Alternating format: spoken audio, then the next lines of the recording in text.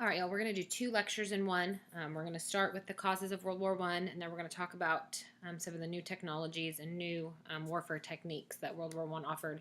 But first, your essential question is, why did World War I break out in Europe? This needs to go either in your notebook or at the top of your notes, because this is the question that you should be able to answer at the end of today's lecture.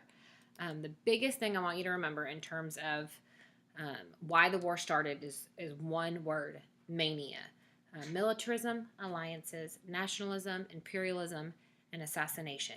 Um, if you will highlight mania, militarism, alliances, nationalism, imperialism, and assassination in your notes, you will earn 15 points on your notebook check on Thursday.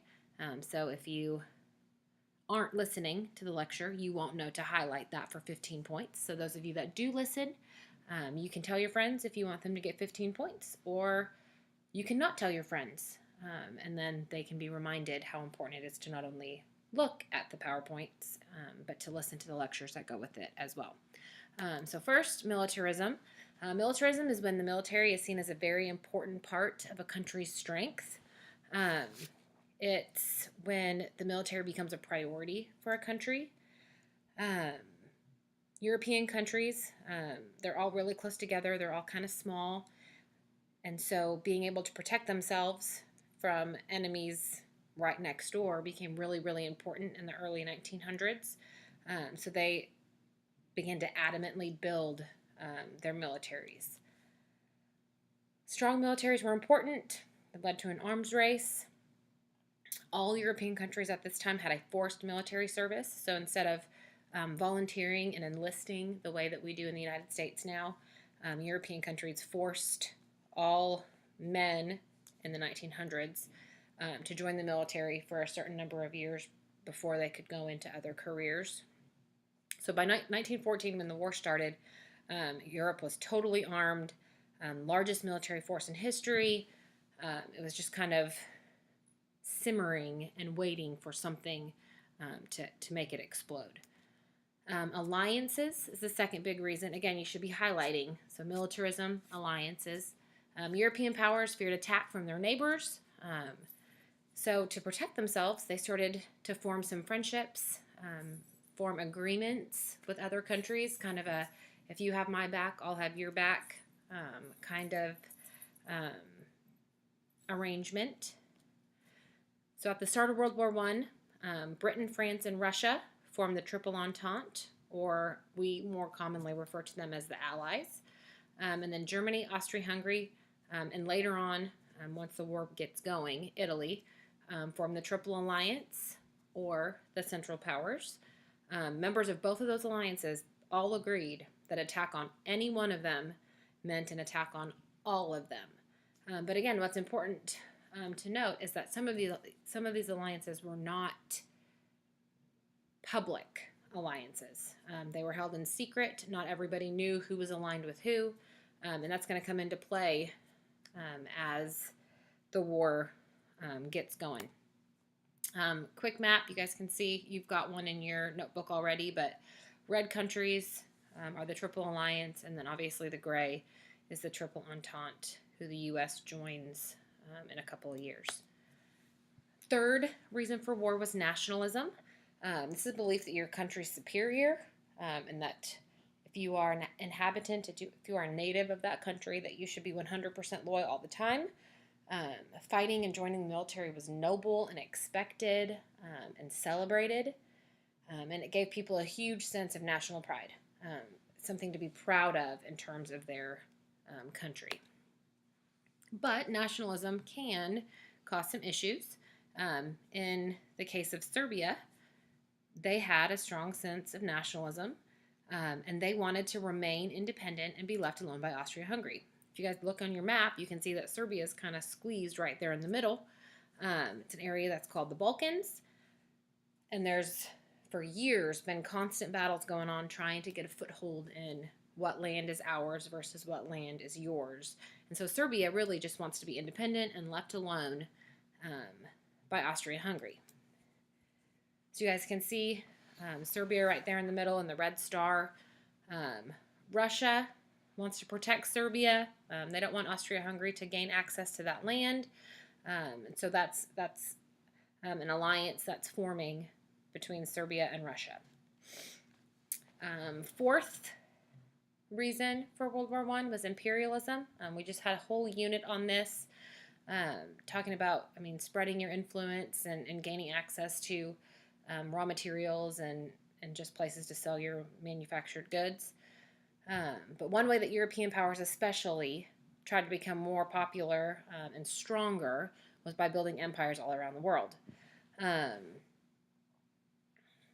This included like every continent, with the exception of Antarctica, but especially smaller countries in Europe and in South America and Africa. You guys can see political cartoon.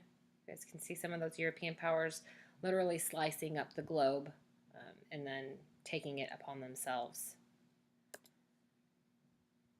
Map. France, you can see in kind of that light green. German Empire, they got going a little bit later, so they're the kind of the lighter orange. And then Great Britain's pink, so you can kind of see how spread out they were by 1914. Excuse me. So Britain and France, we saw from the map, already had large empires throughout the world. Germany was kind of late to the game,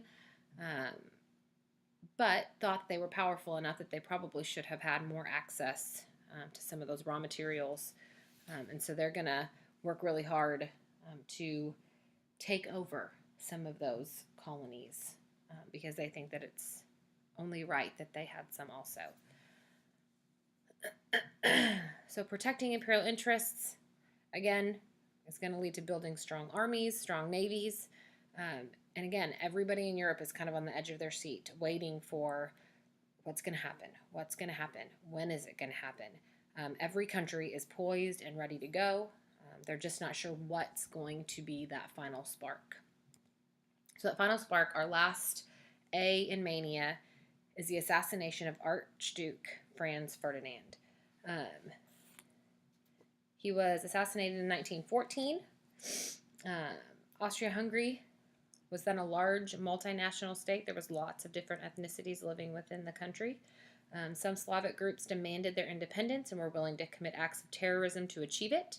Officials in Serbia, a neighboring Slavic state, secretly planned the assassination of Archduke Ferdinand, the heir to the throne of Austria-Hungary, with specially recruited terrorists. The assassin who killed Franz Ferdinand was part of a Serbian national group called the Black Hand. Austria-Hungary then used that assassination as an excuse to invade Serbia. And if you can remember back to when we looked at that map, the Russians thought of Serbia as little brother. So when Austria-Hungary invades Serbia, I think we can all agree that if somebody was picking on your little brother, that you'd probably come to their rescue and try to stand up for them. And so Russia's going to do that same exact thing. So the dominoes begin to fall. We've got our four kind of historical reasons, things that have built up, and then that assassination is what kind of the straw that broke the camel's back, what really set everybody off. So first, Austria-Hungary invades Serbia. Russia, we know, honors their agreement with Serbia and came to their defense. Germany then has to back its ally, Austria-Hungary. And so Britain and France then have to back their ally, Russia. So just over a month after the assassination, after the spark, all of the European superpowers are at war with each other. Okay, so second lecture. This one's real short. It's only 2 pages. It's going to go on a separate page in your notebook. It's got its own essential question. So make sure that you're not going to get those confused. But second lecture is a new type of warfare. Your essential question for this short little lecture is what technological advances made World War I different from earlier wars?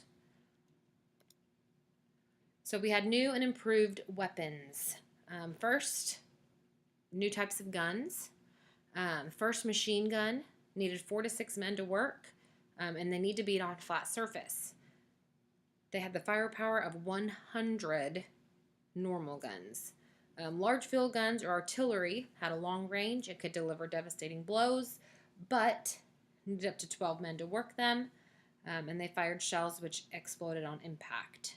So if it wasn't making impact with something worthwhile, it was large and expensive and needed a lot of men for not a whole lot of success. The Zeppelin, or the blimp, was an airship especially used by the Germans. They carried machine guns, bombs, however, abandoned early in the war when they realized just how easy they were to shoot out of the sky. Large balloons in the sky, easy to shoot. Chlorine and mustard gas. The German army were the first to use chlorine gas. It causes burns to the throat, chest pains. Death is typically very painful. You literally suffocate. The problem with the chlorine gas, though, was that the weather had to be right. For it to be effective, it couldn't be too humid or wet because the water would diminish the effects of the chlorine gas. Mustard gas, however, was the most deadly weapon used in World War I. It was fired into the trenches. It was colorless. It took 12 hours at times to take effect.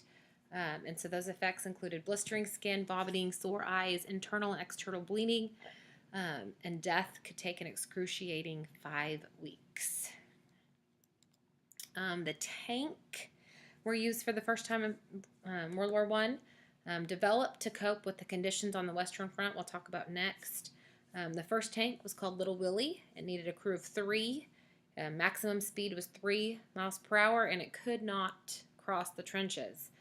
More modern tanks, so toward the end of the war, could carry 10 men, had a revolving turret, and could reach a whopping 4 miles an hour. So a couple of years of warfare and technology in terms of tanks didn't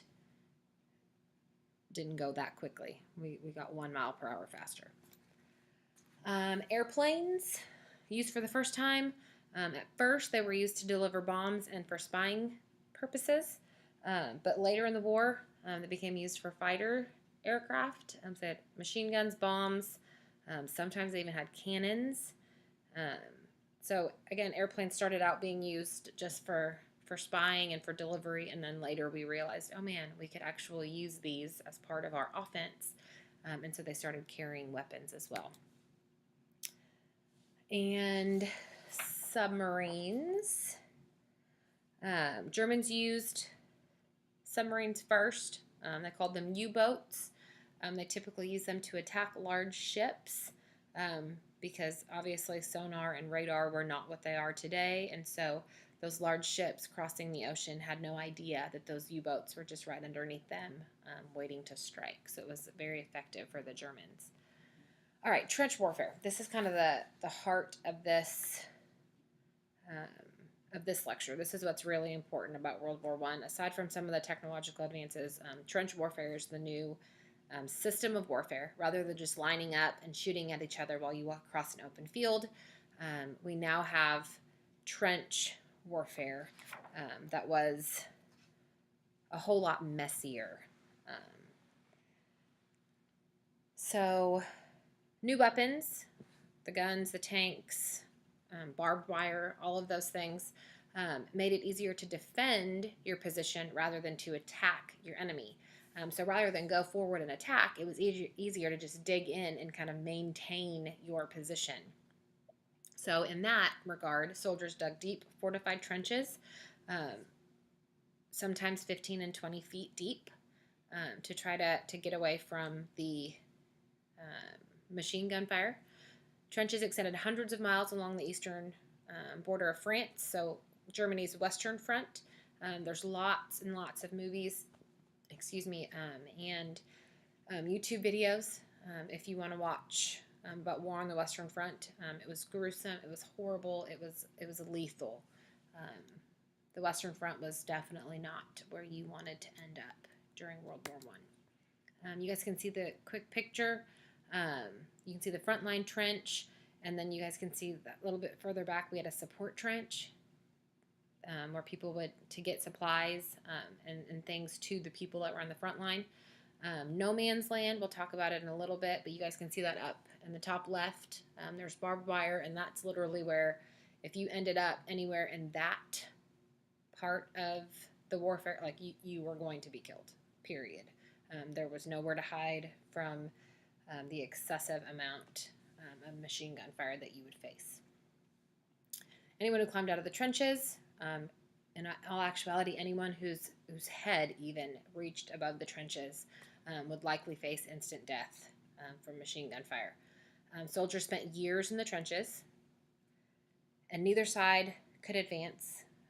They both just kind of hunkered down in those trenches, and the fighting just totally became stationary. Nobody was gaining any land either direction. Trench ailments, like I said, they spent years in the trenches. So obviously, war wounds, losing limbs, loss of hearing, vision, having arms blown off, legs blown off. I mean, just typical gunfire wounds. Trench foot, caused from standing in wet conditions day and night. Trench fever is caused by lice. I mean, a single lice is called a louse. So there were rats in the trenches. Those rats carried lice. The lice would then bite humans. It would carry disease, high fevers. Most of them died because they couldn't get proper medical care. Shell shock, we would call it post-traumatic stress now, but then it wasn't understood. People, I mean, you would have looked at people and kind of thought, oh my gosh, they're crazy. They're blank stare. They're laughing at things that are not funny.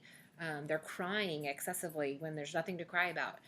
We understand a whole lot more of what that disorder is now than we did then. Lots of soldiers faced depression, being away from their families for as long as they were, and then rodent bites. We talked about the rats and the lice. Lots of soldiers were bit by rats as well.